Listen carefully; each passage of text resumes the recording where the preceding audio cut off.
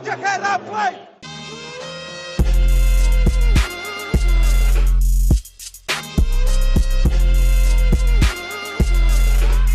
Jojo, Blaž, kako si, kako gre? Pozdravljen, malo v redu, zdaj celim se, to je to. Celiš se, tudi ti se nisi mogel ogniti COVID-u zdaj, ne? Tako, Ne, ni bilo. Ja, ogromno ljudi. Pocajti se čim prej, ampak na srečo si pa dovolj preseb, da lahko tale intro za debato, ki smo imeli na Twitter Spaceu, kjer v zadnjem času dosti debatiramo, celo malo več, kot zdaj tukaj na podcastih, ampak na nek način se te platforme tudi malo prepletajo in bova danes objavila to debato, ki smo včeraj imeli na Twitter Spaceu, a ne? Tako, ja. Debatirali smo pa seveda zdaj o zadnjih tekmah Dallasa, zadnjih tednih njihovih predstav, poškodbah v moštvu in pa predvsem potem tudi morebitnih spremembah. Bliža se trade deadline, v četrtek ob 9:00 po našem času se zaključi prestopni rok v NBA ligi. Mi bomo pa ob 9:00 ali pa malce prej, 10-15 minut prej, začeli novo debato na Twitter Spaceu. Vabimo vas, da se nam pridružite in lahko skupaj reagiramo na vse trade, ki se bojo zgodili. Ta trade deadline pa Blaž veliko obeta. Glede na to, da se je že začel kuhati in prišlo do že nekaj odmevnih menjav, obeta se pa še kakšen mega prestop. Harden, Simmons, Damian Lillard, morda Bradley Beal, o dosti imenih, teh res največjih zvezdnikih se govori, pa tudi o kopici drugih imen in res se zna zgoditi, da se bodo pošteno premešale karte v ligi po tem prestopnem roku. Tako je, in o tem smo debatirali tudi v Spacih, tudi o tem, kaj lahko Dallas naredi v tem prestopnem roku, ali se lahko tudi oni vključijo v kakšno izmed teh večjih menjav. In pa seveda ne smemo pozabiti Dragića, ne? Vse kaže na to, da ga bo Toronto nekam zamenjal, trenutno zgleda, da je najbolj resen kandidat Atlanta. Bomo videli, se res lahko ogromno stvari zgodi, 2 dni je še do tja in oziroma dober dan, bom raje tako rekel in res pridružite se nam v četrtek, malo pred 9. uro na Twitter Spacih in podebatirajte z nami, bomo reagirali na vse te največje trade in tudi mogoče že nekoliko ocenili, kako so se kaj spremenile razmerja moči v ligi, mogoče tudi pogledali, kdo so kaj zmagovalci in poraženci prestopnega roka, tako da res vabim. Če še niste, sledite nam na Twitterju @sportinfo.si, se pravi Sportinfo Timeout Twitter, pa seveda tudi preostale podcast. Vsi linki so pa tudi v opisu tega videoposnetka. Ja, in mimogrede lahko nam tudi pomagate s kakšnim všečkom na YouTube kanalu, če seveda tam poslušate ta posnetek, ali pa lahko to storite na katerikoli platformi, nas poslušate, všečki in pa seveda naročnine na YouTubeu ali drugje so zelo zaželjene in nam seveda pomagajo. Ja, Blaž, res je, te govorice o morebitni selitvi Gorana v Atlanto so vedno glasnejše, oziroma smo že lahko prebrali, da je prišlo do konkretnih pogovorov. To seveda ne pomeni, da bo tudi prišlo do Goranove selitve tja. Vsi še vedno upamo, da bo Goran končal v Dallasu, ker tako kot Atlanta bi tudi Dallas rabil enega takega veterana. In zdaj, ko Brunson začenja igro v prvi peterki, tudi organizatorja sklopi, ki lahko vodi uspešno igro tudi takrat, ko Brunson ali Luka sedita. Obenem pa tudi upam, da ne bo Goran to sezono končal in pomagal Treju, namesto da bi pomagal Luki, bi zagotovo vsi to raj videli, pa mislim, da tudi Goran. Tako da vse se lahko zgodi, jutri bo res izjemno pestro, pričakujemo ogromno menjav, že zdaj, kot sem omenil, smo lahko videli nekaj večjih, ampak vsem tem več tudi jutri, oziroma v četrtek ob 21, tako kot si rekel Blaž nekaj minut prej, bomo že začeli in potem v živo reagirali na vse menjave. To je to, a bi morala še kaj omeniti? Jaz mislim, da ne, tako da upam, da boste uživali v tej debati, tako da lahko kar skočimo na njo.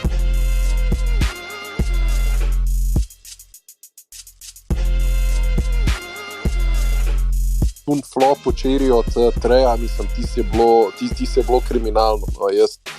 Ne vem, še v amaterski ligi nobeden ne sod, mislim, to je katastrofa.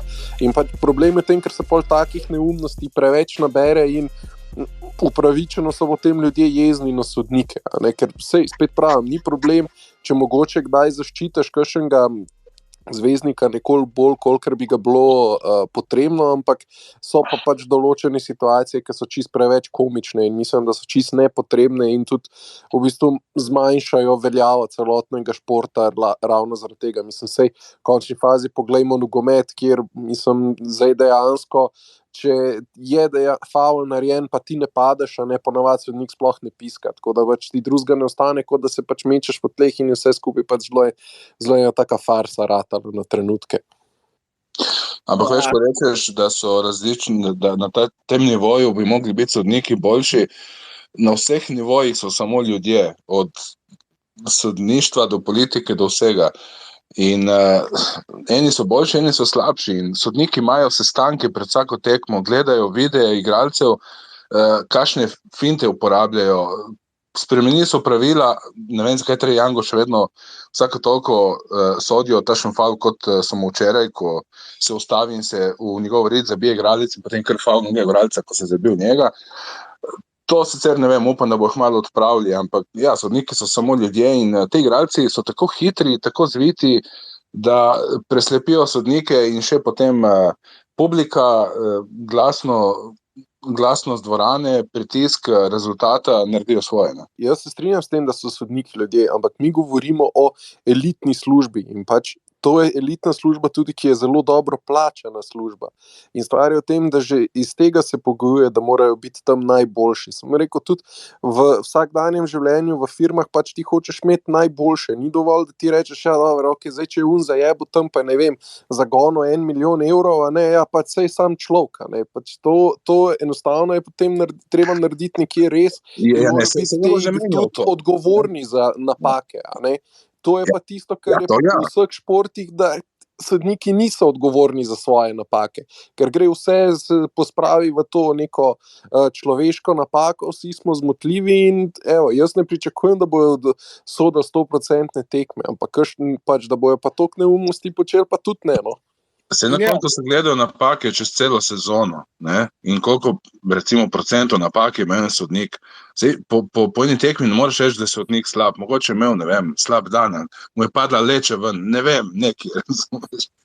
Ja, ne, sodniki so svojstvena tema, mislim, tudi zdaj v skokih sem videl, da je bilo precej debat o sojenju in da so sodniki za voljo pač slabših ocen, da je Prevc izgubil medaljo, ampak o skokih in sojenju tam res nimam absolutno nobenega pojma, sem poskušal malo preštudirati, zakaj se gre tam, ampak ne razumem, kako za vraga lahko ocenjuješ te skoke in zakaj je tam sploh potrebne, zakaj so potrebne ocene. A ne bi bilo najlepše, da samo kadal skoč zmaga, ne vem, ampak dobro, da se damo v to zapletali, ampak ko govorimo pa o sojenju v basketu, ja, in v NBA ligi, samo en podatek, ki sem ga glih preden smo začeli ta space, sem malo brskal po statistiki sinočne tekme in Luka je sinoči imel samo sekunda, je sinoči imel v 27 minutah 27 prodorov in v 27 prodorih je dobil samo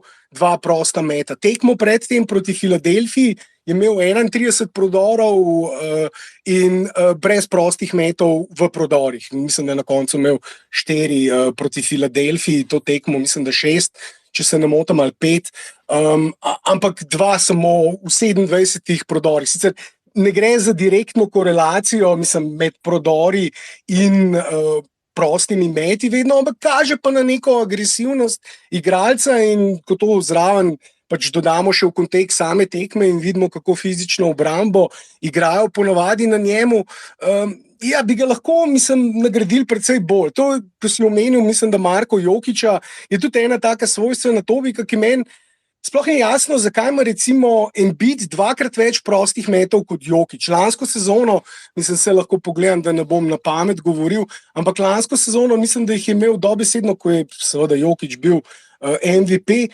dobesedno imel 2-krat več prostih metov kot Jokić, se pravi, Embiid je imel lansko sezono 10,7 prostih metov na tekmo, Jokić je imel pa lansko sezono 5,5 prostih metov, kot MVP igralec, ki če potem gledaš recimo napredne podatke, koliko zaključuje pod obročem, direktno pod obročem, so te številke povsem enake kot recimo Embiid. Ne gre za to, da bi recimo Jokić dosti več igral izven rakete ali pa izven obroča. Mislim, ima isto postapov kot Embiid, ampak ja, mislim, ne vem, sodniki iz enega razloga njemu sodijo dosti drugače in smo lahko tudi videli na tekmi proti Filadelfiji, ko je imel Embiid že v polčasu. V prvem polčasu je imel že 12 prostih metov.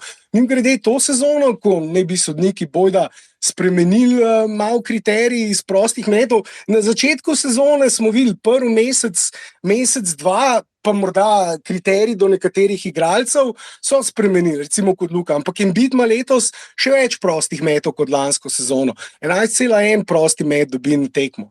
Giannis dobi 11 prostih metov. In zaradi tega, ko dostikrat recimo jaz slišim argument, ja, Luka igra zelo fizično, dosti postapov, se bori, mislim, premetava pod košem z še posebej nižjimi igralci, in zato recimo ga sodniki ne nagradijo. Enkrat je tudi Cuban govoril o tem, da pač sodniki power move interpretirajo drugače kot recimo nekoga, ki igra bolj na fineso. Ampak se Luka igra tudi na moč in jaz mislim, bi lahko imel več kot letos 6,5 prostih metov na tekmo, glede na to, da je glavni bolj handler ekipe, da je igral ogromno pod košem, ampak ja, to so zdaj že druge topike. V vsakem primeru je bila pa ta zadnja tekma z Atlanto proti Atlanti, kjer je Luka dobil 5. osebno za tisti flop Treja, na drugi strani pa ja, Trej še vedno nagrajen za proste mete, za kakšne, mislim, flope, kot je ta, kažejo na to, da je sojenje v NBA problematično. No, mislim, konec koncev je NBA tudi edina profesionalna liga v ZDA, kjer so dokazali, da so sodniki prirejali tekme. Znameniti škandal z Donahijem, ne vem, v začetku šlo je za tekme, mislim, da tam nekje okoli 2000, začetku 2000. Je Sacramento Lakers, ne? Tista je bila najbolj znana serija, ko je... Ampak mislim, da v to ni bil Donahi ta. Mislim, da je bil ta sodnik, ki so ga potem celo preganjali sodno in obtožili prirejanja tekem, ker so dokazali, da je bil povezan z neko mafijsko združbo in na podlagi stav pač prirejal tekme. In za druge, kljub temu, da se verjetno to dogaja, seveda tudi v drugih ameriških profesionalnih ligah, ampak vsaj uradno ni bilo dokazano, da bi katerikoli sodnik v recimo NFL, NHL ali pa Major League Baseball ligi prirejal tekme za voljo zaslužka, za voljo kakšnih črnih poslov s kakšnimi mafijskimi združbami, tako kot je bilo že v NBA. Ampak zdaj, da namo preveč zašli, nadaljujta Blaž, Marko, sinočne zadnje 2 tekme. Zdaj smo, mislim, da v sojenju, upam, da dovolj povedali, to vsekakor ne bomo te problematike rešili. Res pa je, da ja, je to tema, o kateri se bo verjetno dosti govorilo. Res pa je pa še ena stvar, no, ne smemo pozabiti, da Luka je talker, Luka je shit talker, Luka je govori sodnikom ves čas. Zdaj, na nek način je to tudi začaran krog, ker zadnjič sem videl en tweet enega od Dallasovih podcasterjev, ki so igrali proti Filadelfiji in je napisal, da bi mogel Luka gledati, kako se Embiid obnaša, ker se dosti manj pritožuje in govori dosti sodniki, ampak pa sem mu sam odgovoril, da če bi Luka imel 12 prostih metov v polčasu, to je namreč ravno v polčasu tweetnul, sem prepričan, da bi tudi Luka precej manj govoril s sodnikom, če bi mu piskali vsak faul in ga toliko pošiljali na črto prostih metov. Ampak ja, zdaj ima ta ugled, negativni ugled v ligi, sloves enega kako bi rekel, tokerja, no, mislim, enega igralca, ki veliko govori, ki jezika sodnikom, ki jim nikoli ne da miru in bo verjetno mogel, tako kot, ne vem, mislim, da si Marko omenil, ali Blaž, tako kot Jokić, ja, kakšno sezono res biti tih, ampak je pa zanimiv, pa bom pol zdaj res zaključil, ampak je zanimiv to, da Jokić lansko sezono je res, ker pred sezone, pred tem, če ste ga gledali, se je dosti govoril o sodnikih. Jokić se je tudi ogromno pritoževal, ogromno krilil z rokami, se držal za glavo, tudi stekel proti sodnikom, tudi on je, vemo, tudi Markif Moris dobro ve, da z njim ne gre dobro z njim ne gre češen zobec, se ne zabavati z njim po domače. In je bil precej vročekrven pri tej komunikaciji s sodniki v preteklosti. Lansko sezono se je res umiril, nekako jih čist izklopil, kljub temu, da mu še vedno niso piskali prostih metov, ampak to sezono pa opažam, je pa že spet zelo veliko gestikulira, zelo veliko krili z rokami, zadrži za glavo spet in vse, ker seveda težko požre to, da Jokić ima pa to sezono, koliko prostih metov, 5,5 na tekmo, no? Enako enako kot lansko sezono. 5,5 prostih metov za enega od vodilnih, če ne mogoče v tem trenutku celo vodilnega MVP kandidata, na katerem igrajo zelo fizično. Tako da, zakaj je temu tako? Zdaj sem bil pa res že dolg. Blaž, Marko, nadaljujta. Ja, tudi na tem mestu bi povabil še koga, če želi kaj dodati, glede sodnikov, česarkoli. Absolutno, ja. Če želite besedo, takoj vam jo z veseljem damo in slišimo vaše mnenje. Povej, Blaž, ti si hotel nekaj povedati. Jaz sem v bistvu hotel samo reči, prijem bomo zdaj, da ne nadaljujemo sodniki, da gremo na kaj bolj lepšega, recimo, kak je zdaj komentar vaju dveh na zadnjih par tekem Dallasa, mislim, so vse dvignali, jaz sem kakšnih 14 dni, 3 tedne nazaj tweetnil, da sem sicer skozi pizdil čez Kida, ampak dejansko sem pa tudi skozi ponavljal, da mu je treba dati čas in da bodo zadeve verjetno kliknile in zdaj zgleda, da klikajo. Nekoliko sicer je vse skupaj presekala tista poškodba Hardaway, ampak mislim, na splošno igralci igrajo bolje in me res zanima še vajen komentar na vse skupaj. O tem, koliko pa dejansko bolje igrajo, pa govori recimo samo statistika od Reggija Bullocka, ki vemo, da ni mogel zateti bazena na začetku sezone, no zadnjih 5 tekem pa meče slabih 20 točk na tekmo ob 48% na metu za 3, kar je pa nekaj tazga, kar smo od njega, mislim, je nad pričakovanji, ko smo mislili pred sezono, ampak je pa zdaj nekako v povprečju ujel tisto neko formo ostrostrelca, kar smo pričakovali pred sezono. Ja, o tem je dosti podcasterjev govorilo in čakalo, kdaj se bo Bullock razpistolil. Pogledali so vse njegove decembre za nazaj, odkar je igral v NBA in gotovili, da ravno nekje decembra začne on zadevati, se ogreje in potem zadeva tako dobro, da kljub mogoče prvim 2 mesecem, ko je metal slabo, svoj procent spravi na tam 39-40 za celo sezono. Letos je začel malo kasneje, kot smo vsi pričakovali. Na srečo, pač nikoli ni prepozno in na srečo smo ga dočakali. Jaz bi samo primerjal te 2 tekmi proti slabim nasprotnikom in 2 tekmi proti dobrim nasprotnikom. Dejansko obramba je, kot vidimo, samo koliko se potrudiš. Rick Carlisle recimo ni nikoli forsiral obrambe, bolj napad. Kid zdaj forsira obrambo in njegov pomočnik Sweeney ima dosti zaslug pri temu, kako se ta obramba igra. In seveda najbolj pomembno, da igralci poslušajo trenerje, mu zaupajo in naredijo tisto, kar reče. Mislim, tiste 2 tekme proti OKC-u in Orlandu, pa zdaj proti Philadelphiji in Atlanti, so dejansko bili kot dan in noč in pokazatelj tega, kaj so sposobni Dallas na spektru slabe, najslabše ekipe do najboljše ekipe. V Bullocku pa moram samo še dodati, da mi je zelo všeč, kako je našel neko kemijo z Lukatom. Če ste gledali Bullocka, posebej pri Filadelfiji, kako spremlja Luko na postapu in se premika v bistvu usporedno z njim in poskuša ves čas držati odprto tisto linijo podaje, da ga Luka lahko najde in tudi zato se mu je po moje zboljšal met, ker normalno, če imaš več odprtih metov, tudi večkrat zadaneš in to mi je pri njemu postalo res zelo všeč. Tašen mislim, da je bil tudi Seth Curry, preden so ga zamenjali, je tudi imel tašen dobro kemijo z Lukatom in na srečo se je končno našel Bullock kot dobra zamenjava zanj. Ta napredek Bullocka, predvsem zdaj po poškodbi Tima Hardawaya, pa zdaj zadnje tekme tudi Kleber ni igral, pa seveda Porzingis, tako kot pri njemu, seveda je konstantno, zdaj trenutno zopet na listi poškodovanih nekaj časa. Bullock je, ta njegov preporod je v dobri meri kompenziral točkovni izostanek, ki je nastal zaradi teh igralcev in to je vsekakor dobrodošlo.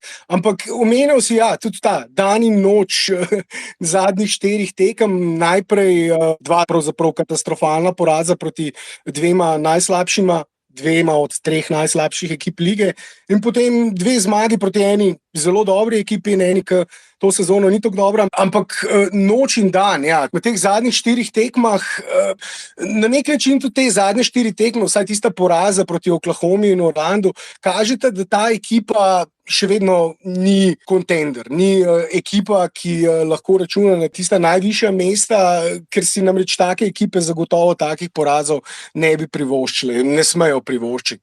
In verjetno zaradi teh 2 porazov so morda, bomo videli na koncu sezone, ampak tudi izgubili tisto možnost za to 4. mesto ali pa celo priključek za 3. mesto na lestvici bi lahko ujeli. Trenutno so še vedno nekako zakorenjeni na tem 5. mestu zahodne konference, zmago zaostanka za Utah Jazz imajo na 4. mestu in bi jih že prehiteli, če bi zmagali tisto, kar morajo zmagati. Za Memphis Grizzlies imajo pa že 6 zmag zaostanka, kar je že kar konkretna številka in to bo težko nadoknaditi. Denver je pa 2 zmagi za njimi na 6. mestu.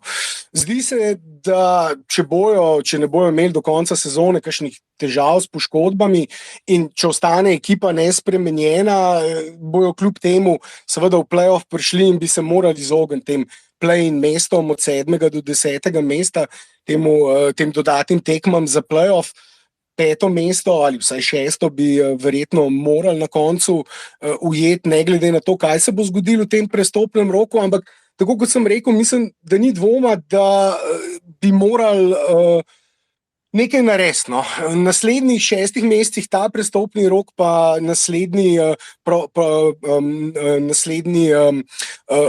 pač prosti trg, naslednji free agency, na naslednjem prostem trgu poleti bojo morali dokončno pač sestaviti neko ekipo, ki se bo lahko borila za tista najvišja mesta, ker zdaj, če bodo zadržali Jalena Brunsona in Doriana Finney-Smitha, če jo ne bodo zdaj tradali, to sta 2 igralca, za katera je največ interesa.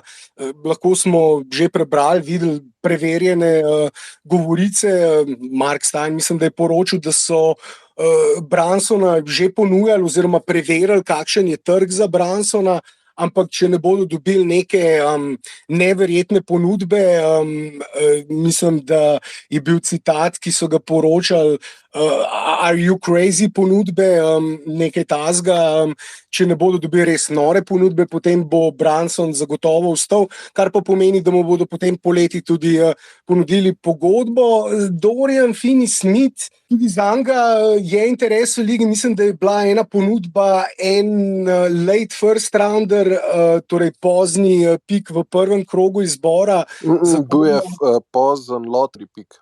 Pozen lottery pick, se pravi 13. izbor. Tam nekje,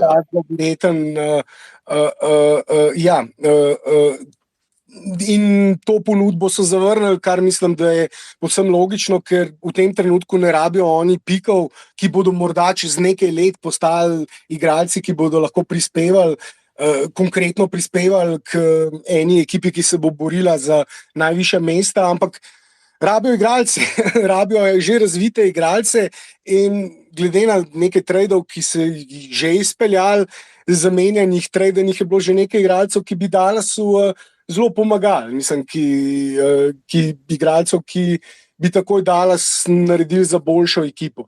Še vedno je namreč jasno, tudi te zadnje tekme so to pokazale, da je pač v napadu več ali manj vse odvisno oziroma preveč odvisno od Luke in da še vedno nimajo, kljub temu napredku, ki ga je Jalen Brunson naredil, mislim, da še vedno ni igralec, ki je recimo neka resna druga opcija v eni res dobri ekipi in konec koncev, kljub temu, da zelo dobro igra to sezono, vedno, ko skoraj da po pravilu, ko igrajo proti kakšnim boljšim ekipam z visokimi atletskimi obrambnimi igralci, kerili, ki lahko menjajo vse pozicije, kjer ima ves čas na sebi kakšnega igralca, ki je višji in predvsem bolj atletski, ima ponavadi precej več težav in tiste tekme ne odigra dobro. Tako da to je bil konec koncev tudi njegov problem v lanskem play-offu proti Clippersom, kjer je bil skoraj da povsem nevtraliziran. In to je še vedno eno veliko vprašanje. Res pa je tudi, da zdajle više cene, kot jo ima v tem trenutku,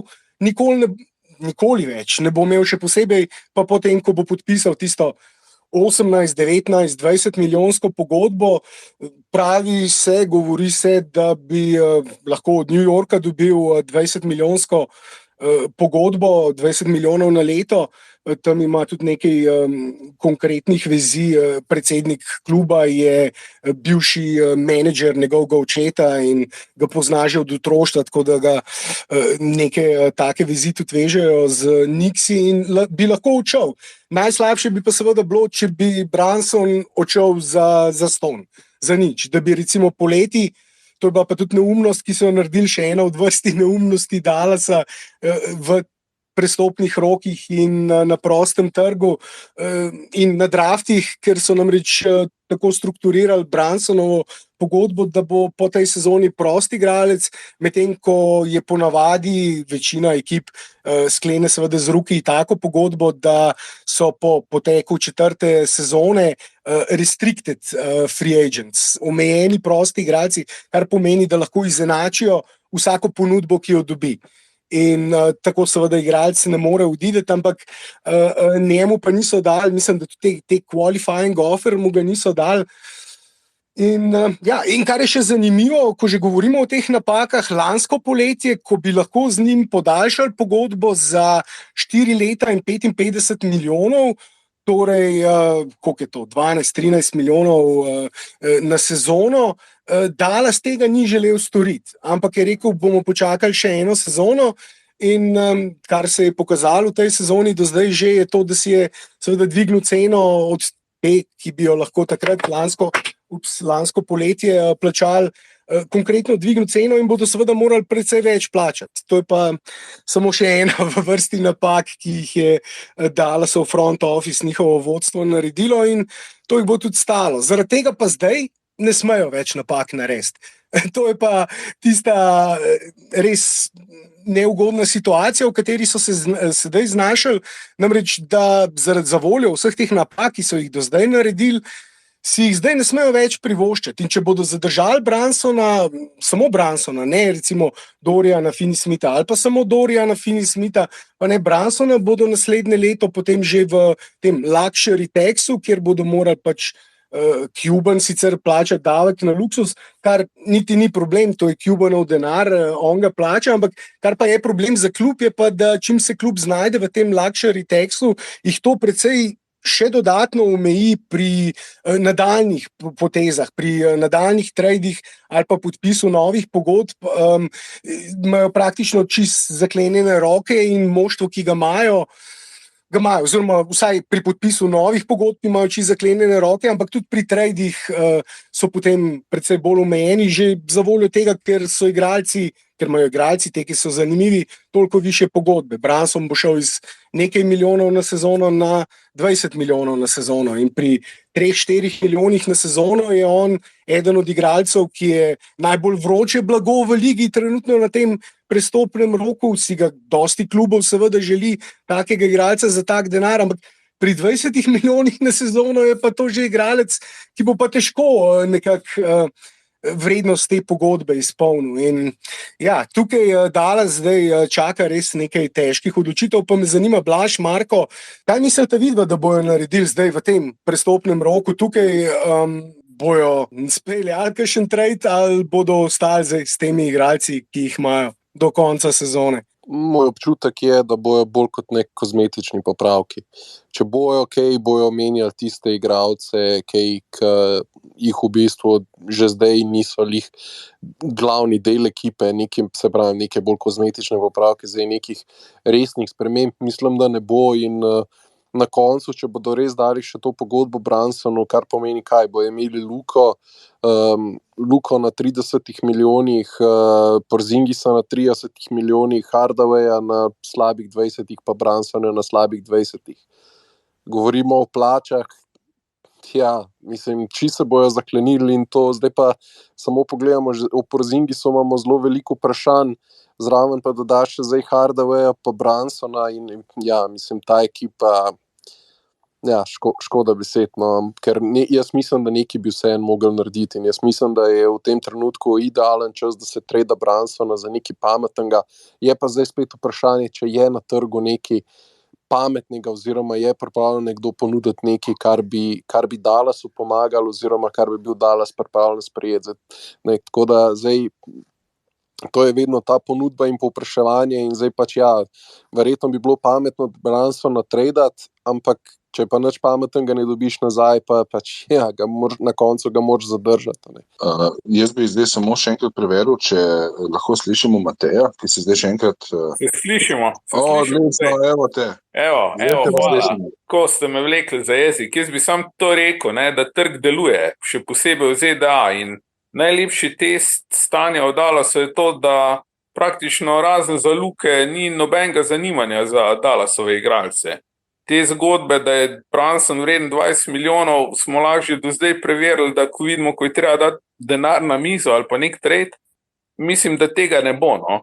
Tako da jaz mislim, da bi morali iti v spremembe, se pa bojim, da tu spet pridemo do tega, ko vidimo, da ko začneta Brunson, Finney Smith, pa tudi KP boljši igrati in ko bi jih lahko tradali, so vsi v Dallasu euforični pa rečejo, ne, vse na prodaj razen ti, ki dobro igrajo. Ne.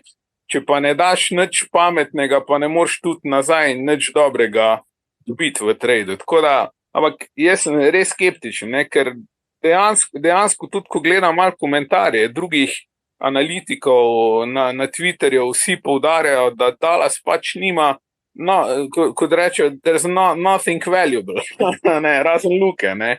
In to je ta problem, da vsi vidijo v Dallasu ostali, predvsem Luko Dončića, medtem ko v Dallasu pa očitno mislijo, da še imajo neki Doriana, Jalena, ampak jaz mislim, da vsi ti igralci so največ vredni v Dallasu, tudi zaradi Luke, da če jih pa postaviš v kakšno drugo ekipo, pa ne bojo niti med prvih 5 igrali. To je moje mnenje. No. Tako da jaz mislim, da je Nico Harrison se mi res mil, no, ker vidim, da bi rad nekaj naredil, ker je ogromno dima in je nemogoče, to vsi rečejo, da na koncu ne bo kaj ognja, pa mislim, da mu je zelo težko. Ne. In če bi on bil zdaj recimo general manager v Memphisu, ki ima cel kup pikov pa odlično moštvo, mislim, da bi marsikaj lahko naredil. V Dallasu ima pa res, tako se mi zdi, kot da ima zvezane roke, pa da ga vrže zdaj v vodo, pa reče, zdaj pa plavi. Ne. Ker nima kaj pametnega tradati, pa še tisto, kar je pametnega, mu pa po mojem Mark Cuban ne pusti. Tako da trg je svoje povedal, razen Luke, tukaj jaz ne vidim kaj dost vrednega, da bi bilo res nekaj, kar bi lahko on en pameten trade naredil. No. Ampak veš kaj, Matej, ti praviš, da trg deluje, ne? Ampak trg deluje, dokler so menedžeri takšni in drugačni. In ko zdaj gledaš zadnje 2 trade, ki ste se zgodili v zadnjih par dnevih, mislim, Caris LeVert, ki mislim, da zdaj nima prav visoke vrednosti, je iz Indiane šel v Cleveland za first round pick, pa 2 second round picka ste na eni od Houstona, ko je praktično first round, ne? Tisti first round pick je pa lottery protected, to pomeni, da mora izven prvih 15 mest končati, če ga želi Indiana uporabiti, drugače ostane Clevelandu. Ampak mislim, to je noro, koliko je Cleveland zapravo za enega Carisa LeVerta, ki ni slab igralec, ampak jaz mislim, da toliko ni vreden. No? In da ne govorimo, kako je Clippers, mislim, ne vem soportno, da se postavljamo ovco in Clippers jih z unim, mislim, trg je sestavljen iz dobrih in slabih menedžerjev. Jaz res upam, da Dallas ne bo na strani tistih slabih menedžerjev, ampak ta dobrih. Zelo lepo je Mark Stein, mislim, da je na Twitterju napisal, da je trenutno ponudba praktično je ni neke pametne ponudbe in v teh razmerah, če hočeš kaj dobiti, moraš zelo veliko plačati. In to je primer. Jaz mislim, da se mora zgoditi neka domina tudi za Dallas, recimo. Če dam primer, no, pa me zanima, kaj mislite, ne? Če bi zdaj Atlanta pripeljala nekega Bena Simonsa, ne? Sicer ne vem zakaj, ampak recimo, to, kar se je špekuliral, potem je John Collins verjetno opcija, ne? Ker se morajo tudi oni znebiti njega, pa poskušati kaj pametnega dobiti. Dokler pa ni tiste prve domine, ki se zgodi, pa jaz mislim, da tudi Nico Harrison ne more nič pametnega narediti in trenutno se še ni zgodilo nič pretresljivega, če gledamo razen zdaj Lavina pa tisti Clippers, kar jim je ratal narediti, ampak enostavno ni razburkanega morja, kot bi rekli, ne, in vsi čakajo, ne, in ker nič ni na trgu, moraš praktično ogromno ponuditi, če hočeš komu kaj iztrgati. No, tako da moja napoved je, da se bo v zadnjih 24 urah ali pa 48 urah ogromno zgodilo, bistveno več kot do zdaj, pa bom videl, če se motimo. No. Ali pa popolnoma nič. Ne. To je tudi opcija, ne. Ker vsi čakamo tisto prvo res domino, ki bi sprožila pol po moje nek plasno. Se strinjam z nekaterimi zadevami, za nekaj bi še dodal, ampak Hrastenkov se nam je tudi pridružil, pa dajmo še njemu besedo, pa nadaljujemo potem. Hrastenkov, izvoli. Ja, to za Brunsona, ne. Jaz se bolj bojim, da če ga pač ne morejo tradati in ga bojo obdržali, da mu bojo potem polet ponudili eno absurdno pogodbo, kar bi pa zame bilo vse nad, recimo, temu 15 milijoni. Pa ne, da si Brunson ne zasluži več, ampak tukaj že prej mislim, da Blaž rekel, čim se bojo zaklenili s temi pogodbami. Ne? In ne vem, če ga že ne morejo zdaj tradati, enostavno, da mu ponudijo dosti nizko pogodbo in če bo hotel drugam, ne pa pač gre drugam. Se mi zdi še vedno boljša varianta, kot pa da še Brunsona, ki pol pa res s takimi pogodbami so praktično all-in, ne? In dvomim pa, da je to ekipa za naslov že. Ne? Tako da, isto je pa z Dorianom, ne? Če mu bojo ponudili eno normalno pogodbo, pa pač, ne vem, da bo dobil boljšo, kar je čisto možno za oba, tako za Doriana, kot za Brunsona, upam, da imajo to, ko bom rekel, jajc, da rečejo pa pejta, ne? Ja, veš kaj je tukaj problem? Okay, oni jih lahko spustijo, ampak zaradi tega, ker sta to njihova igralca in imajo njihove bird pravice, grejo lahko v luxury tax za ta dva igralca. Ampak za nobenega drugega pa ne. Zdaj, brez teh dveh igralcev imajo naslednjo sezono že 140 milijonski payroll, ker pride Lukova pogodba takrat v veljavo. Ista ekipa, samo brez Doriana in brez Jalena Brunsona, bo letos 116 milijonov, na naslednjo sezono 140 milijonski proračun imela. In takrat ne bodo mogli na prostem trgu nobenih igralcev več, mogoče kakšen veteranski minimum ali pa kakšen mid-level exception, čeprav mislim, da tudi tukaj so zelo limitirani. Tako da je v tem primeru skoraj da bolj jih zadržati, pa jeti v ta luxury tax, ker ne bodo morali jih z ničemer nadomestiti. V vsakem primeru pa dva dobra igralca, solidna igralca, ki vsaj pašeta v ekipo, jih je bolj imeti kot ne imeti, še posebej, ko pride recimo do kakšnih poškodb ali kaj takega, bi jih hitro pogrešali. In zaradi tega je tukaj, mislim, se strinjam z Matejem, ko je rekel, da so pač zaklenjeni, sej to je jasno, če seveda jim dajo te pogodbe, ampak Matej, ko si govoril o vrednosti teh igralcev, jaz mislim, da Jalen Brunson trenutno ima relativno visoko vrednost in lahko za njega nekaj dobijo, če ga seveda v paketu s nečim drugim, s kakšnim drugim igralcem, ki ima višjo pogodbo, še tradajo, ampak se pa tudi strinjam s tem, kar si povedal, da more prej pas kakšna druga domina in da bi lahko tukaj bil kvečjem Dallas kot tista tretja ekipa v tri-team tradu ali pa še več ekip, če bo vpletenih v kakšne trade, ki bi lahko pač vzela kakšno pogodbo, prepeljala kakšnega igralca, poslala kakšnega stran in tukaj pa se lahko naveže na tisto, kar je Marko povedal, dobri in slabi menedžeri in recimo trade, ki ga je izpeljal zdaj, ki so ga izpeljali Clippersi, vsekakor eden od teh, ki kaže na to, da imajo izjemno dobro vodstvo in pametno vodstvo, pa tudi tale trade Cavaliersov Lavrta, ki so pripeljali Lavrta iz Pacersov, kaže na to in tukaj treba biti zelo kreativen. Recimo, mislim, konkretno, če pogledamo sam ta trade med Clippersi in Blazersi, Clippersi so dobili 2 igralca, ki bi takoj recimo v Dallasovi postavi bila med 5 najboljšimi igralci zagotovo. Robert Covington je boljši od Doriana Finney-Smitha, Norman Powell je pa boljši od Jalena Brunsona. Saj po mojem mnenju. In kljub temu, da morda to sezono ne igrate tako dobro, ampak kot si povedal, Matej, tudi je Luka seveda playmaker, ki poganja ta motor v Dallasu in zraven tako dobrega playmakerja igralci kot 3&D igralci, še posebej kot recimo Dorian Finney-Smith ali pa Robert Covington ali pa Bullock, ki zdaj odlično igra poleg Luke. Taki igralci cvetijo, taki igralci si zaslužijo izjemno visoke pogodbe na račun tega, da igrajo z vrhunskimi playmakerji, kot je recimo Luka. Izvoli, Matej, si hotel nekaj dodati? Ja, hotel sem samo to vprašati, kako je vaše mnenje o tem, da bi iz Sacramenta poskušali vse vreči v to, da pripeljejo Buddyja Hilda pa Holmesa, ker to se mi zdi še najbolj realno, zato ker Sacramento bo kompletno obnovil ekipo, ne, ker je tudi tako nizko, da itak nima nobenih šans, ne, razen da tanka še naprej kaj.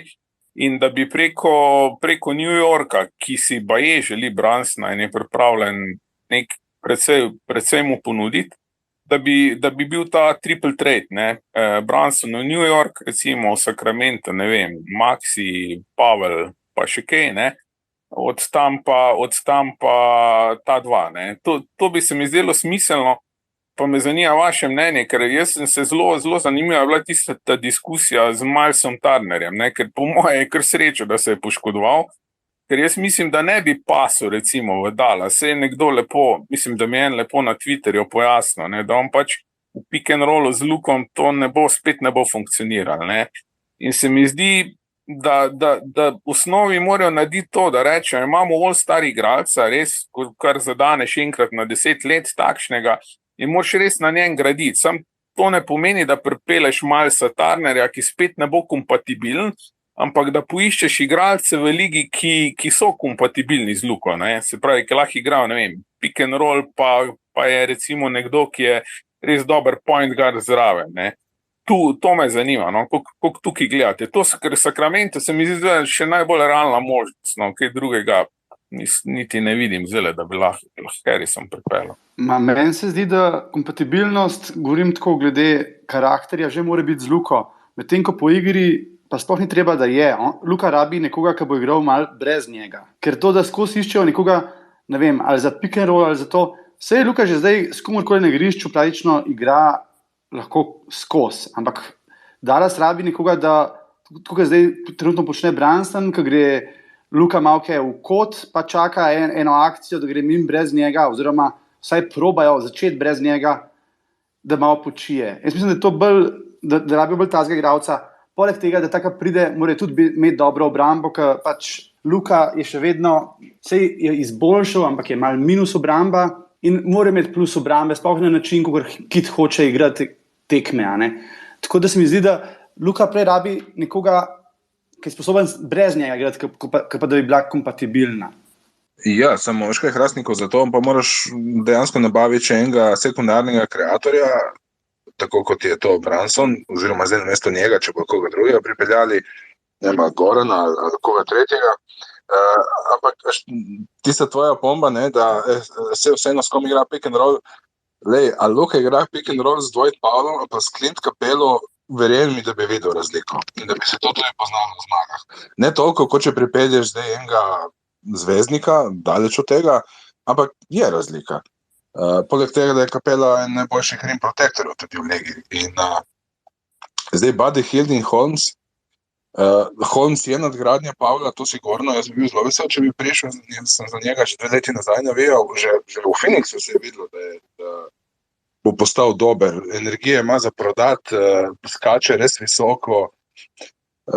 Tako malo me spomina na Javela McGeeja, zdaj, ko se malo zresno. Buddy Hield pa ne vem, on bi recimo bil nekaj podobne kot Hardaway. Bi prihajal s klopi, zato ker v obrambi ni najboljši. Luka rabijo okoli sebe igralci, ki so dobri v obrambi. Tako da, če se bo Hardaway fajn pozdravil, jaz mislim, da Buddy Hield ni neka huda nadgradnja. Je mogoče malo bolj konsistenten v trojkah, to je sigurno. Boljše meče za 3 kot Hardaway, ampak da bi dali nekaj ekstra za njega, tako, če dajo za njega nekaj tašnega, da ni na boljšem, ni na slabšem, se strinjam. To bi tudi jaz podpisal. Ja, če bi dali za njega Hardaway, recimo, če bi mu za Buddyja Hielda kart, seveda dvomim, da bi jim uspel, saj če ne bi zraven dodali kakšnega konkretnega pika. Tukaj je pa Dallas tudi precej limitiran, zaradi tega, ker so se po domače povedano izkešerali s piki v tradih za Luko, potem pa predvsem za Porzingisa še so, mislim, da do 2025 praktično ne morejo nobenih first rounderjev tradati in jih tudi to precej omejuje pri morebitnih menjavah, ker vedno treba ponavadi kakšen pik dodati, če želiš dobiti enega boljšega igralca od tistega, ki ga tradaš. Hardaway je pa tudi zdaj na pogodbi, ki je 4-letni pogodbi, v prvem letu 4-letne pogodbe in poškodbe stopal so neugodne. Dokler se ne bo vrnil pa dobro odigral, ga verjetno ne bojo mogli tradati in je to še ena taka v bistvu malce nesrečna okoliščina, zaradi katere verjetno od kakšnih resnih velikih tradov od njih ne moremo pričakovati. Bi pa z veseljem videl Holmesa in Hielda v Mavericksih. Kot si rekel, Marko, Holmes je precej boljši od Pavla.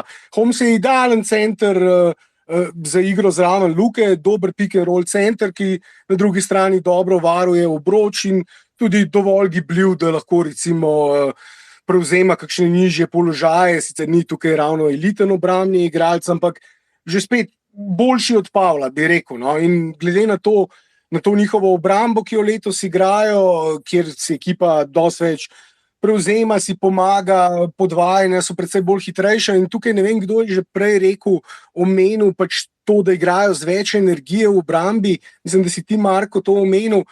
Dejansko, mislim, ko hvalimo zdaj Kida na račun za voljo te boljše obrambe, mislim, da je to tudi posledica tega, da so lansko sezono igralci Carlisla začeli zgleda že malo ignorirati. Mislim, videlo se je, da si očitno manj prizadevajo v obrambi. Kljub temu, da so tudi neke sistemske spremembe naredili v obrambi, konec koncev smo zdaj v zadnjih tekmah videli tudi precej uspešno cono, ki so jo igrali, zelo gibljivo cono, 2-3 cono, ampak v končni fazi gre mislim, da pri tej njihovi boljši obrambi samo zato, da kažejo več želje, volje, energije, hitreje prevzemajo, več komunicirajo tudi v obrambi, ampak to bi lahko tudi pod Carlislom počeli. Sem tudi povezan s tem, da Kid tudi veliko da na obrambo v smislu pohval, tako, osredotočenost na obrambo je večja, kot je bila pri Carlislu, ne? Vsekakor, ja. Ne, mislim, tudi zdaj še vedno ima Dallas 5. najboljšo obrambo lige in s tako obrambo lahko v play-offu narediš nekaj, ampak je pa na drugi strani napad, kar je pa bila ravno Carlislova specialiteta, še vedno problem. Trenutno imajo 16. najboljši napad, se je malce dvignil, več ali manj do zadnjih 2 tednov so bili ves čas med 10, tam nekje na 20., 21. mestu najbolj učinkovitih napadov. In tukaj je pa tudi Kid naredil neke kompromise, recimo KP Porzingis igra boljšo obrambo to sezono, ampak se zdi, da je to tudi za voljo tega, ker posiljujejo s post-upi. Vedno začnejo vsako tekmo, če igra Porzingis s parimi post-upi za Porzingisa, zato da se potem bolj angažira v obrambi. Ampak kljub temu, v bistvu začel je sezono precej učinkovit, so bile njegove številke s post-upov kar učinkovite, ampak potem je pa vedno bolj padal in mislim, da je tudi to večje število postopov, ne samo za Porzingisa, tudi za Luko, recimo, ker želi, da več igra brez žoge, to je pozitivno, ampak ne vem, če je recimo ravno tam 5-6 postopov za Luko na tekmo najboljša rešitev. Jaz bi precej rad videl kakšen pick and roll več, tukaj jim pa še vedno manjka en dober roller, en dober rim runner, center, ki se dobro odvaja pod obroč. Powell je naredil napredek to sezono in na nekaterih tekmah zgleda že zelo dobro. Ampak vse smo videli, kako je Tobi polet zgledal zraven Luke in so ga že kovali v NBA zvezde in nekateri videli v NBA ligi. Če si spodoben, soliden pick-and-roll center, boš zgledal odlično zraven Luke, ker boš dobil milimetrsko natančne podaje in vse, kar moraš narediti, je postaviti dober blok in se pravočasno odvajati pod obroč in vse, kar boš mogel narediti, sam žogo tapkant zraven obroča v koš. In vsak pick-and-roll center dobro zgleda zraven Luke, zato Holmes bi bil idealen, ampak kako ga dobiti, zdaj se pa vrnemo na tisto, kar smo pa že ugotavljali, da so zelo limitirani in da verjetno je ena od redkih potez, ki bi jo lahko izpeljali, če bo Dragič izpeljal ta buyout. Po buyoutu pride kot prosti igralec za veteranski minimum v Dallas. Mislim, da je to ena od redkih potez, ki je v bistvu pri njih realna, če ne bojo dobili kakšne nore ponudbe. O tem smo pa tudi že govorili za Brunsona. Ko smo govorili o njegovi vrednosti, jaz recimo, ne vem, bi bilo zanimivo videti, kakšni so konkretni pogovori, ampak saj po tem, kar sem bral, slišal na raznih podcastih, je Brunson igralec, ki bi si ga tudi Celticsi želeli videti.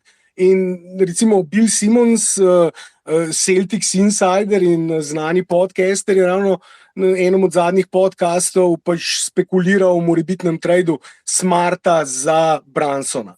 Tako da to je en trade, zdaj že spet. Brunson ima precej nižjo pogodbo od Smarta in bi morali tukaj še nekaj dodati. Ampak je to tudi eden od takih tradov, ki bi bil možen, čeprav je pa vprašanje, kaj bi pridobili ali pa izgubili na tej točki s tem, ker Smart boljši v obrambi, slabši v napadu, a rabijo zdaj še boljšo obrambo, rabijo predvsem boljši met, tako da kakšni šuteri, Hilt, ki ga je tudi Matej omenjal, ki je, ja, če bi jim uspel ga dobiti za kakšno ugodno ceno, kjer jim ne bi bilo treba preveč dati zanj, bi vsekakor pomagal tej ekipi, ker brez tega, da bodo imeli vsaj top 10, 11, 12 napad, kljub temu, da imajo top 5 obrambo, zdaj 5, najboljšo 4, 5, če se nekje tam gibajo zadnjih nekaj tednov, bodo težko naredili kakšen konkreten rezultat. Rabijo še nekaj meta. No? Tako da na prostem trgu, če bi dobili Dragiča, mislim, da bi jim on lahko že nekaj kar konkretno pomagal. Konec koncev rabijo tudi enega locker room liderja, ki bi tudi Luko kdaj mu povedal svoje, oziroma ko bi bil preveč vročekrven Luka, ga malo pomiril z kakšno vzgojno besedo, kar Goran nedvomno obvlada. Tako da to je ena od takih menjav, ki je realna. Ne vem, imate vi še kakšne predloge za kakšne menjave z Dallasom? Ja, zdaj v zadnjem času se nekaj omenja Collinsa iz Atlante, ne? Ja, ne. Ne, sem mislil, če bo kdo kaj dodal, da nam samo jaz govoril. Če želite kaj dodati, mikrofonček spode je res na voljo vsem, z veseljem slišimo vaše mnenje. Matej, ja, izvoli. Ja, Collins plus, sam tukaj se mi zdi, da je pogojno, da Atlanta pripelje nekoga, pa se mi zdi, da dosti tehtajo, da bojo šele poleti naredili temeljito rekonstrukcijo. Druga opcija je pa CJ McCollum vidim Portland. Portland bo tu delal rebuilding močen. Tu se mi zdi zanimivo, eni so imeli ideje Nurkić, ne? Sem videl, se je pojavila tudi špekulacija, ne? Tako da s Portlandom se mi zdi recimo zelo bolj realno, ker se mi zdi, da bojo delali rekonstrukcije in tisti, ko bodo kaj delali, tam je več šans, da jim koga odtrgaš. Drugače se pa jaz strinjam tukaj, Gogi je daleč najboljša opcija, pa eni so zelo žalostni, ko ne igra. No, jaz sem pa tukaj egoist, ne? Pa se mi zdi, da je dobro, da ne igra, ker je večja verjetnost, da pride v Dallas. Ker če bi igral, mislim, bi verjetno bila tudi njegova cena za ostale, v luči ostalih moštev višja. Tako da se mi zdi Gogi najbolj verjeten. Drugače pa tole s CJ McCollumom mi pa ni všeč, pa me tudi to zanima, no, kaj mislite, ne, se mi zdi, da bo spet neki se bo šlo, no. Matej, o CJ McCollumu je lih danes pisal Mark Stein, da se Knicksi zelo zanimajo za njega. Tako da, če bojo dali njemu prednost pred Brunsonom, ko si ti omenjal, ko sem tudi jaz videl, da je Brunson v Knicksih kar zaželen. Ja, če bojo pa McColluma dobili, je potem že eno moštvo, ki se zanima za Brunsona, v bistvu odpisano in potem tudi trg se zmanjša za Brunsona. Vsak, ki bo tradal za Brunsona, bo dejansko tradal samo zato, da ga ima pol leta pred sebi, pa da ga lahko potem podpiše.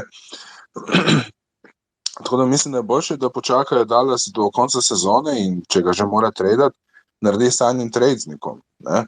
Tako kot recimo to naredila Philadelphia za Miami in za Butlerja ali pa Golden State z Netsi za Torontom.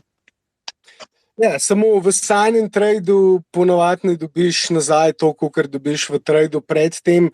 Pa verjetno, če bi Dallas tradal Brunsona v en drug klub, domnevam, da bi njegov agent predtem že komuniciral s tistim klubom in jim dal vedeti, če je Brunson pripravljen seveda podaljšati novo pogodbo, ampak na to, kar je Matej povedal, bi se navezal, ko si omenil Collinsa, tam smo začeli debato tudi o teh morebitnih tradih, se v bistvu strinjam s tem, kar si že predtem povedal, da tukaj mora neka druga domina, recimo, če Hawksi tradajo za Simonsa, prej pas, čeprav zdaj se nekako zdi, da se največ pogovarja oziroma kuha na relaciji med Netsi in Sixersi, Simons in Harden potencialni trade, to je eden od večjih tradeov, ampak tudi tukaj bi se lahko recimo potem Dallas vpletel, ker bo zagotovo več igralcev tudi izmenjanih in v takih situacijah bi Dallas lahko pripeljal kakšnega igralca še zraven, da bi pa direktno izpeljali trade, recimo za CJ McColluma, če bi njega pripeljali, kar mislim, da ni dosti realno, ampak če bi ga visoka pogodba, že prek 30 nagnjen poškodbam, ne vem, če bi prej bolj zanimiv bi se mi recimo zdel trade za Smarta. To je mogoče trade, ki bi se mi zdel bolj zanimiv, ampak res je pa, da so tukaj zelo omejeni, no? In jaz ne pričakujem kakšnih večjih tradeov, vsaj v Dallasu, ampak lahko pa Dallas na marginah nekaj spremeni. Goran, o katerem smo govorili, bi ravno bil lahko zelo koristen zdaj, ko je Tim Hardaway poškodovan in jim manjka nek scoring punch sklopi, neki dodaten organizator sklopi, ker Brunson začenja tekme. In se tudi strinjam s tem, kar si povedal, Matej, da bi verjetno, če bi Goran igral, tudi njegova cena bila precej višja in vprašanje, če bi potem prišlo do buyouta.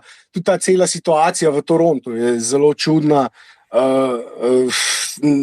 Že na začetku sezone v bistvu ni igral serijo tekem, potem sem pa videl zdaj mnogo spekulacij oziroma navijačev Toronta, ki obtožujejo Gorana, pač da v Miamiju počiva namesto, da bi igral, ker jim manjka v bistvu igralcev in jim manjka branilcev, ampak ko je bil v ekipi, ni igral, je sedel tekmo za tekmo, medtem ko so igrali nek second round piki. Tako da izvoli, Matej.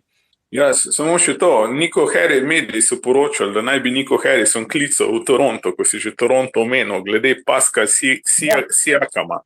In se mi mislim, meni se ni zdelo ravno realno, da se lahko tukaj izvali, sploh ne z njihovim general managerjem, da bi bilo, pa me zanima, mislim, a je to, kaj je bilo sploh treba narediti, da lahko takega igralca pripeleš?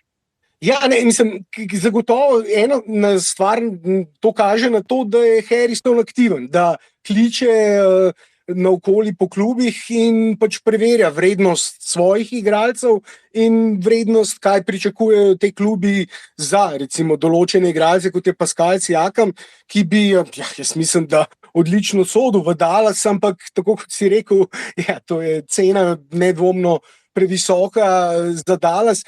Ravno zaradi tega, mislim, ključno tukaj je ravno to njihovo pomanjkanje pikov. Zaradi tega jaz tukaj vidim edine možnosti na marginah, pa da se vključijo v kakšen trade zraven kot tretja ekipa, v katero lahko kakšno pogodbo, kakšnega igralca na višji ali pa expiring pogodbi imajo zdaj en trade exception, še tam mislim, da za 10 milijonov, tako da to lahko še izkoristijo. Nekaj možnosti imajo, ampak vedno manj. V tem prestopnem roku, ki se zdaj zaključi v četrtek in naslednjem free agencyju, to, kar bojo naredili, to mislim, da je tisto, kar je skoraj najbolj važno pri vseh teh debatah, to, kar bojo naredili, bo verjetno potem to za nekaj sezon, oziroma njihove opcije za naprej, ko govorim, koliko so limitirane, bodo še toliko bolj limitirane in bi pa res bil potreben, ne vem, nek čudež, da bi izpeljali kakšen res soliden trade. Tudi zaradi tega, ker bodo, kar smo že ugotavljali, seveda Brunson in Dorian Finney-Smith dobili precej više pogodbe in zaradi tega tudi njihova vrednost ne bo več taka kot zdaj. Tako da tisto, kar mislim tudi, da je ključno pri vseh teh debatah, da to, kar vsaj po mojem mnenju, kar bojo naredili zdaj, v naslednjih 6 mesecih, lahko čez 2-3 leta konkretno vpliva na to, če bo Luka recimo podaljšal naslednjo pogodbo, podpisal novo pogodbo po poteku ta pogodba je zdaj 4+1, ampak smo videli zdaj že nekaj trade requestov po 2-3 letih pogodbe, ali pa v primeru Simonsa v letu, ko mu je začel šele rookie extension teč.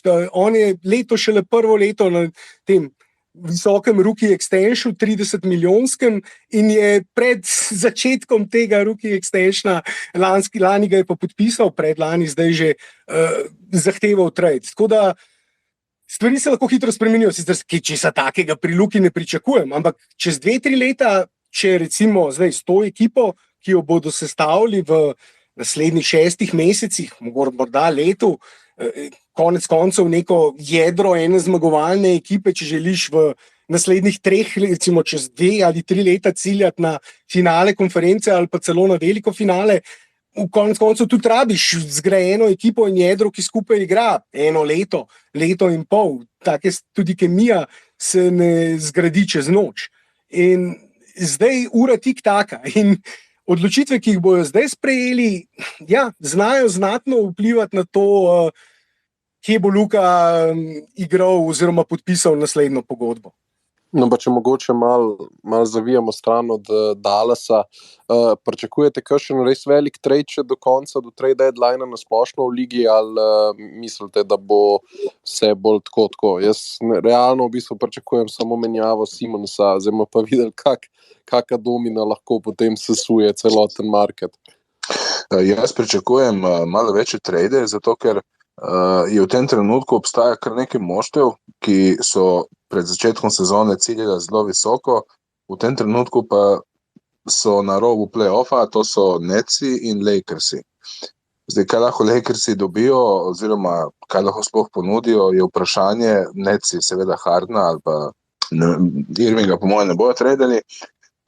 Atlanta recimo je tudi ena takšna ekipa, ki je ciljala visoko, pa je zdaj 10. New York je vedno prisoten na trgu in se bo mogoče celo hotel rešiti Randla, ki je bil lani super v redni sezoni, potem po play-offih in v tej sezoni vedno bolj pada v kvaliteti, v procentih meta, v obrambi. Tako da te ekipe bojo verjetno kaj naredile, tisti, ki so zdaj na vrhu, pa nima razloga, da bi pretresali svoje ekipe. Se strinjam s tabo, da tukaj na relaciji Netsi in Sixersi oziroma trade Simonsa je tisti, ki ga vsi pričakujejo. In tudi jaz mislim, da ne vem, bil bi presenečen, če Mori bi vztrajal dejansko do konca sezone, kljub temu, da je rekel, da je pripravljen vztrajati do konca pogodbe celotne Simonsove, mimogrede. Zadnji sem zasledil podatek, da je Simons, mislim, da to sezono izgubil že 19 milijonov, če se ne motim, ne me nekdo popravi, če sem si narobe zapomnil, ampak mislim, da je bila številka, ki sem jo videl, 19 milijonov. Tako da to je pa zdaj tudi denar in to je prvo leto te njegove mega pogodbe, kljub temu, da je že prej seveda lepo zaslužil več milijonske pogodbe, ampak vseeno je razlika med 6-7 milijoni na sezono ali pa 30. In zdaj je že lep del tega denarja izgubil, tako da ne vem, jaz si težko predstavljam, da bodo vztrajali do konca sezone, ker se mu cena ne bo dvignila.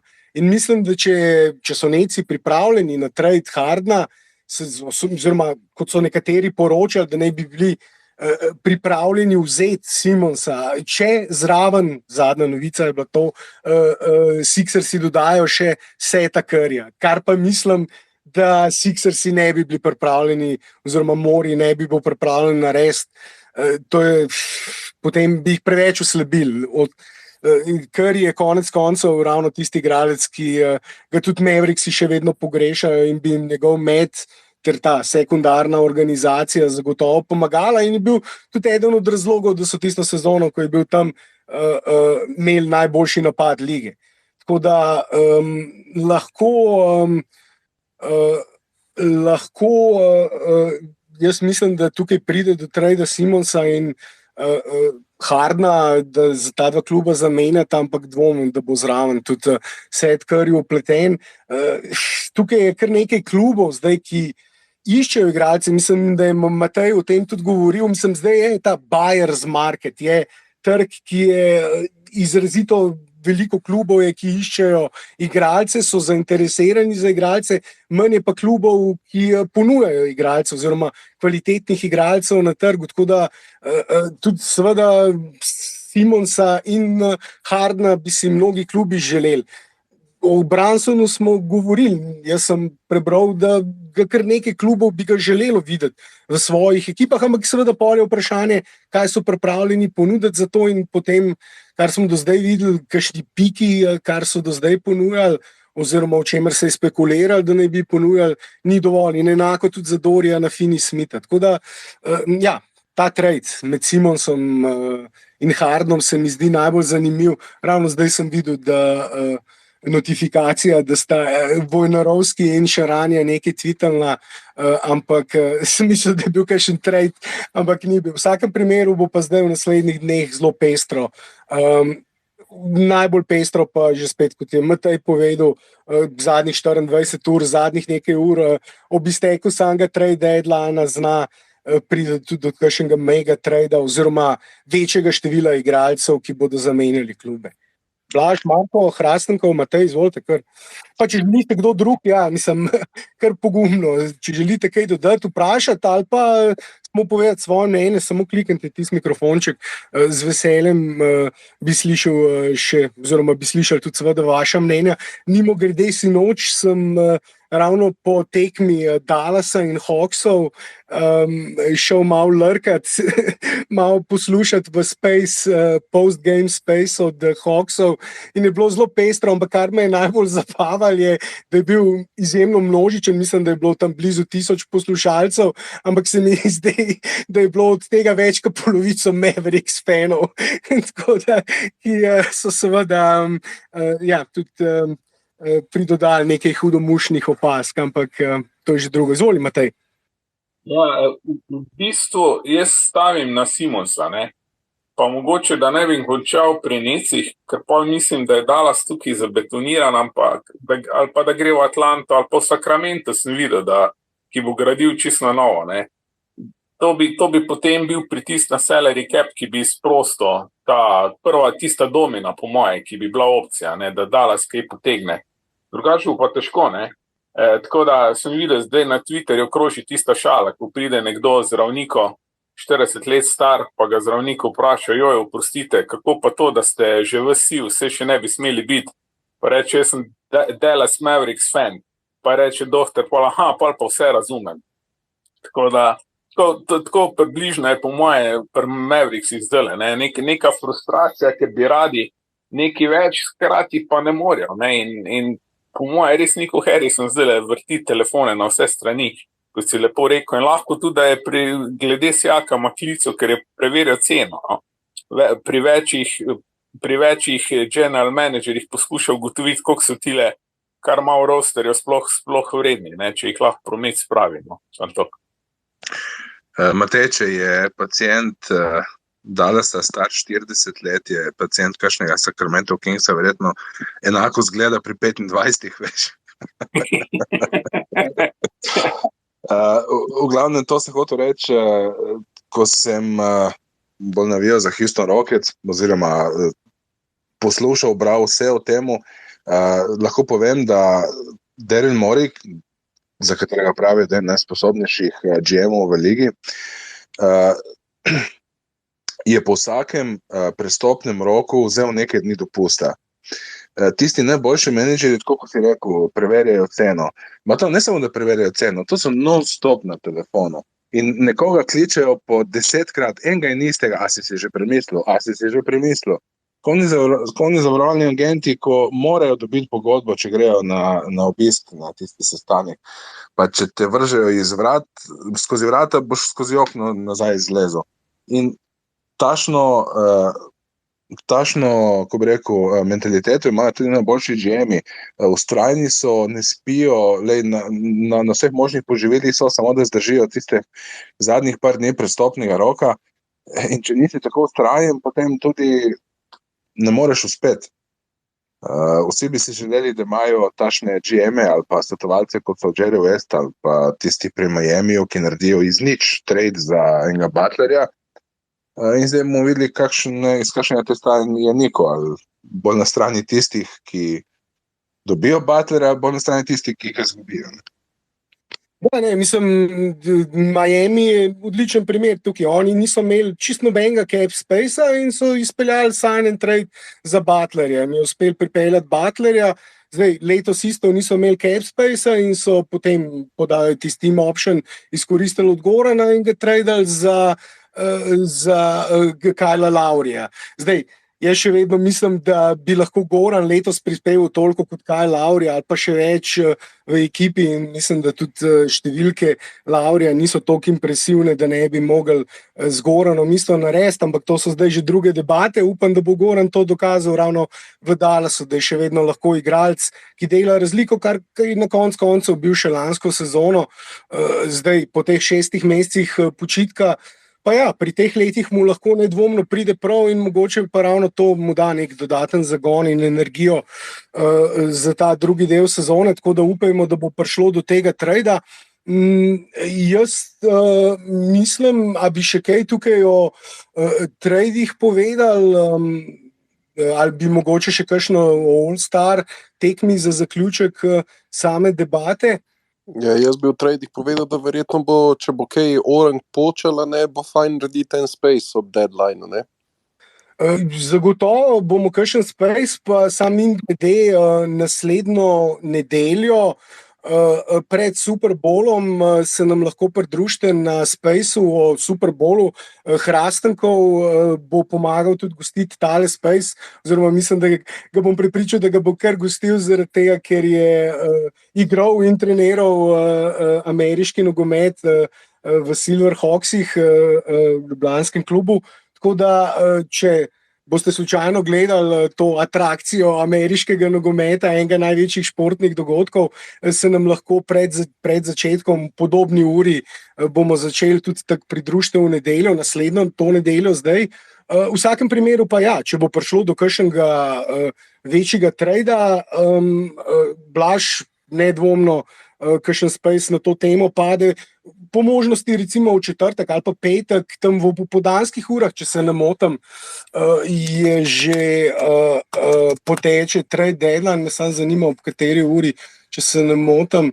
3 PM Eastern Time, se pravi ob 9 po našem času, pa lahko morda potem space začnemo ravno v četrtek ob 9 po našem času in takrat bodo verjetno deževale Watch in Shams bombe z vsemi možnimi menjavami, pa lahko v živo reagiramo na vse te menjave, ki se bodo zgodile in upajmo, da bo sicer verjetno, če bo Goran prišel v Dallas, bomo morali še potem počakati, da po poteku tega trade deadlinea sklene s Torontom dogovor o odkupu preostanka njegove pogodbe. Tako da to bo verjetno še trajalo nekaj dni, ampak morda nas preseneti. Ravno tako, kot smo že ugotavljali, oziroma kot si povedal, Marko, dobri GM-i zdaj le zadnje dni res vztrajno delajo in lahko tudi iz nič ustvarijo kakšen soliden trade, kar ne nazadnje, ravno Clippersi mislim, da so lepo oropali Portland, ki gre v nek rebuild in ja, tukaj se morda pojavi še lahko kakšna opcija, sicer ne za CJ McColluma ali pa Damiana Lillarda, ampak morda pa tudi Damiana Lillarda tradajo in morda je to eden od tradov, do katerih teh mega tradov, večjih tradov, do katerih lahko pride, ker se nedvomno zdi, da Portland gre v nek rebuild, v izgradnjo nove ekipe. Težko si predstavljam, da glede na to, da so 2 od boljših igralcev poslali stran, da nameravajo zadržati potem, oziroma da bodo s tem prepričali, da jim je na Lillarda, da ostane. Tako da, oziroma da ne zahteva menjave. Ko narediš takšen trade, ne prepričaš nobenega, da ostane. Prosti. Jaz sem hotel samo dodati kratek komentar temu tradu. Če lahko, spomnimo se, Covington je 3&D krilo, ki je igral pri Minnesoti, Houston ga je potem zamenil za first round pick, kar je bila kar visoka cena, ampak enostavno želel ga pripeljati. Na to, ko je Harden šel v Filadelfijo, se ga rešil in ga je Portlandu prodal tudi za first round pick. Potem je padel v formi in Jerry West je naredil res dobro potezo, ko ga je v bistvu kupil zdaj, ko je pač v slabi formi, ampak on ve, kaj Covington zmore. Tako kot recimo je vedel, kaj zmore Nicolas Batum, ki je v Charlotteu bolj ko ne propadal, ali pa ni dobil priložnosti, ali pa ne vem, karkoli se je pač tam zgodilo, okoliščine niso dovoljevali, da bi lahko tako dobro igral. In za Bakšič je prišel v Clipperse in smo vedeli postavljen en najbolj pomembnih igralcev. O Pavlu pa, normalno Pavlu ni kaj dosti izgubljal besed, že v Torontu je bil zelo dober SG, shooting guard. Prišel je v Portland pač kot pomoč iz klopi za zamenjati McColluma ali pa Lillarda in tudi Lillarda prepričati, da Portland misli resno graditi še naprej okoli njega. In zdaj, ko je začel razprodajo, je poslal in Covingtona in Pavla, ki bosta odlična iz Clippersove klopi. Oba je poslal v Clipperse za Bledsoja, Winslova, Keon Johnsona, po pravici povedano, ga niti ne poznam, in za second round pick v Portland. Norman Powell sam je boljši od obeh Bledsoja in Winslova. Bledso je dober v redni sezoni v playoffih ponikne, tako v Milwaukeeju kot tudi drugje, kjer je igral v Pelikanih. Winslow pa se razen prvih 2 letih v Miamiju ni nikjer znašel, še vedno se išče, mogoče se bo kje našel, ampak zaenkrat tako ne zgleda.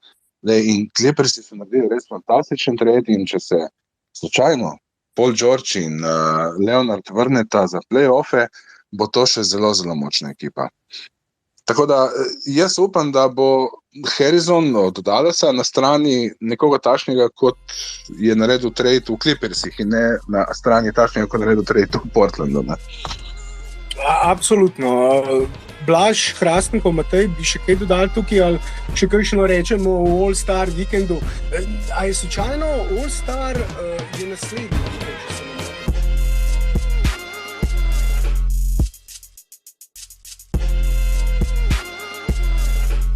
Ja, Blaž, to je bilo to. Zdaj za zaključek bi sam še enkrat omenil četrtkov Twitter Space 15:21, kjer bomo spremljali zaključek prestopnega roka. Pridružite se nam, tudi če imate kaj zapovedati, z veseljem slišimo vašo reakcijo. Dobra stvar Twitter Spacea je seveda, da lahko napišete ali pa poveste svoje mnenje med tem, ko debatiramo, in upam, da se nam pridružite. Tako je, bomo pa verjetno tudi posneli to debato, tako da tisti, ki vam ne bo uspelo ob 9 priti na Twitter, pa lahko potem počakate nekaj dni po tistem. Bomo objavili zadevo na YouTube, tako da naročite se na kanal, da ne boste zamudili tega posnetka, to je pa bolj kot ne to. Na YouTubeu par dni kasneje, na Twitterju pa lahko posnetek poslušate že takoj, si že omenil, če sledite profilu @sportinfo.si ali pa tudi mojemu, tvojemu ali pa Markovemu profilu, tudi mi delimo vse te podatke, vse te povezave boste pa ravno našli na profilu @sportinfo.si in seveda vse potrebne informacije. To je to, Blaž, nič, tako kot sem rekel na začetku, upam, da se čim prej pocajtaš, pa se pol jutri slišimo pred trade deadline, manada. Tako je, hvala in adijo. Živa.